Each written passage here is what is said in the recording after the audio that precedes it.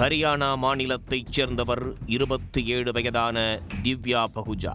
Model அழகியான இவர் ஹரியானா மாநிலம் குருகிராமை கலக்கிய பிரபல கேங்ஸ்டர் சந்தீப் கடோலியனின் காதலி ஆவார்.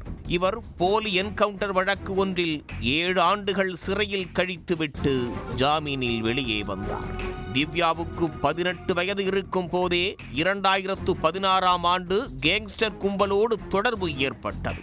சந்தீப் கடோலி 7 ஆண்டுகளுக்கு முன்பு மும்பையில் போலி என்கவுண்டரில் கொல்லப்பட்டதாக சர்ச்சை எழுந்தது.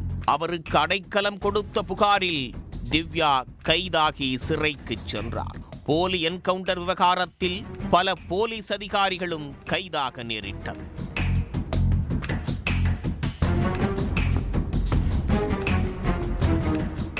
இதனையடுத்து 2023ஆம் ஆண்டு திவ்யாவுக்கு மும்பை உயர்நீதிமன்றம் ஜாமீன் வழங்கியது. நீண்ட காலம் திவ்யா சிறையில் இருந்ததை கருதி அவருக்கு ஜாமீன் வழங்கப்பட்டது. இந்த நிலையில்தான் குருகிராமில் உள்ள ஹோட்டல் ஒன்றுக்கு கடந்த ஆண்டு புத்தாண்டை கொண்டாடச் சென்றவர் 2024ஆம் ஆண்டு ஜனவரியில் சுட்டுக் கொல்லப்பட்டார். அவர் கொல்லப்பட்டதன் பின்னணியில் மர்மம் நீடித்தது. என்றாலும் மாடல் அழகி திவ்யாவின் உடலை அப்புறப்படுத்த முயன்ற விவகாரத்தில் ஹோட்டல் உரிமையாளர் அபிஜித் சிங் மற்றும் அவரது பணியாளர்கள் 2 என 3 போலீசார் கைது செய்தனர்.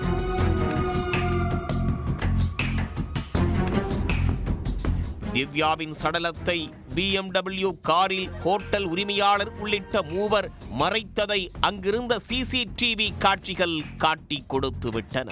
சில படங்களை தம்மிடம் காட்டி சமரசம் செய்யும் நோக்கில் பெருமளவில் பணம் பறிக்கும் முயற்சியில் திவ்யா ஈடுபட்டதாக கைதான சிங் போலீசாரிடம் கூறியிருந்தார்.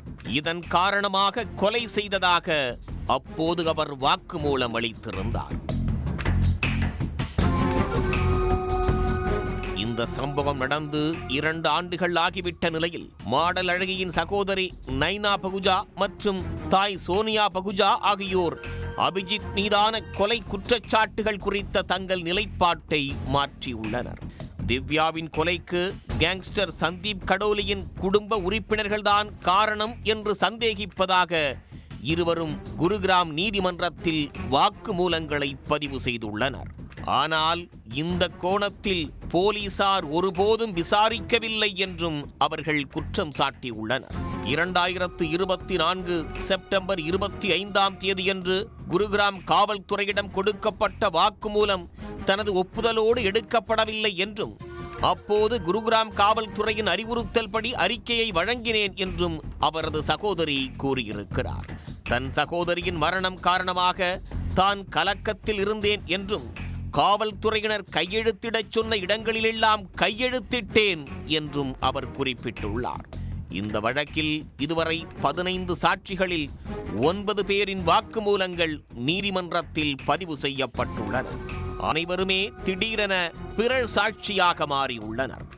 இந்த வழக்கில் காவல்துறையினர் முக்கியமானதாக கருதிய CCTV காட்சிகள் தங்கள் ஹோட்டலில் இருந்து எடுக்கப்பட்டவை அல்ல என்று ஹோட்டல் ஊழியர்கள் கூறியுள்ளனர். ஹோட்டல் வரவேற்பாளர் தினேஷ் நீதிமன்றத்தில் பதிவு செய்திருக்கும் வாக்குமூலத்தில் ஹோட்டலுக்கு வந்து திவ்யா பகுஜா பற்றி போலீசார் என்னிடம் கேட்டார்கள் என்றும் ஜனவரி 2ஆம் தேதி இந்த பெயரில் எந்த பெண்ணும் ஹோட்டலுக்கு வரவில்லை என்று போலீசாரிடம் கூறியதாகவும் குறிப்பிட்டுள்ளார். மேலும் CCTV காட்சிகள் அனைத்து அறைகள் மற்றும் பார்வையாளர் பதிவுகளையும் நாங்கள் காட்டியிருந்தோம் என்றும் அங்கு போலீசார் எதையுமே கண்டுபிடிக்கவில்லை என்றும் தங்கள் வாக்குமூலத்தில் அவர்கள் தெரிவித்துள்ளனர். நீதிமன்றத்தில் தங்களுக்கு காட்டப்பட்ட CCTV காட்சிகளில் கூட திவ்யா என்ற பெண் தெரியவில்லை என்றும் போலீசார் காட்டிய காட்சிகள் தங்களுடைய ஹோட்டலில் இருந்து எடுக்கப்படவில்லை என்றும் முன்பே போலீசாருக்கு நாங்கள் தெரிவித்திருந்தோம் எனவும் அவர்கள் வாக்குமூலத்தில் கூறியுள்ளனர்.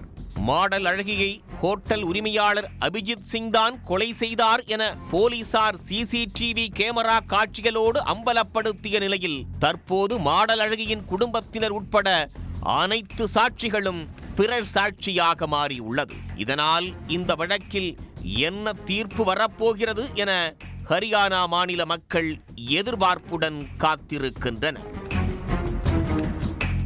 உடனுக்குடன் செய்திகளை தெரிந்து கொள்ள சன் நியூஸ் பெல் ஐகானை கிளிக் பண்ணுங்க.